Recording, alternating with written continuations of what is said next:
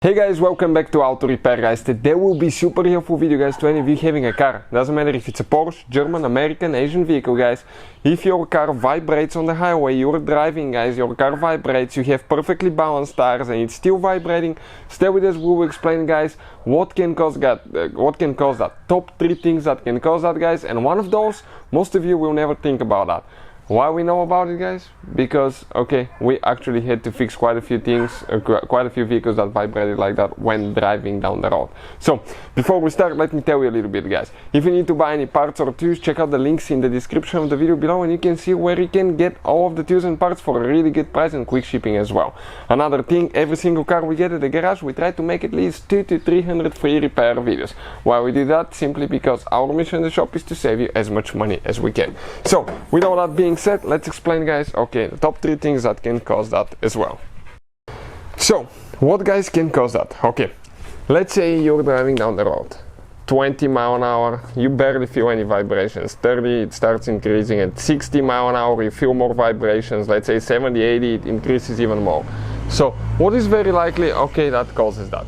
Now you balance your tires, that's the number one thing that you think, balance the tires, that will take care of it. But usually when you have unbalanced tires, you will have vibrations in the range probably 10 to 20 miles, that's it. But most of the times, will be, let's say, about 55 to 65 you may have vibration, and after that you don't feel it so much. But that vibration actually stays on guys, and it increases with speed. So very common thing for that guys, a very common thing can be a tire that's bad. So check for high and low spots on your tire. Make sure you don't have any high and low spots. Make sure that your tire doesn't have bubbles and everything looks everything looks nice and everything is round. Because if a tire it's not round, if you have a bad tire, that can cause vibrations.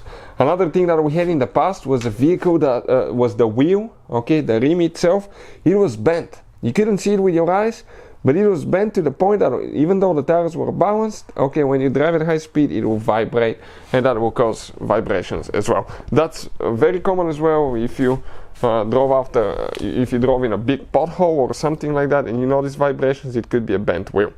What else can cause that guys? Something that most of you will not think about guys, but if you have especially a front wheel drive car, rear wheel drive can do that as well, but front wheel drive, and rear wheel drive, you have guys CV axles most likely, CV axles, and that CV axle, it has 2 parts where it moves.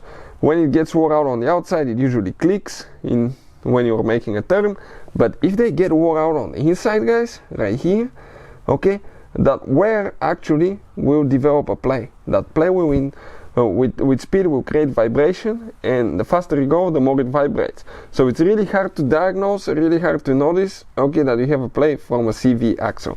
Sometimes it could be even bearing, differential bearing, that can cause that, but in most of the times guys, if it's not a wheel, if it's not a tire, it's a bad CV axle that needs to be replaced. We had a vehicle that had about 50,000 miles, and he developed that, and the moment we put new CV axle, everything was taken care of. So hopefully guys the video will be helpful to any of you having that problem. Thank you for watching and see you guys next time.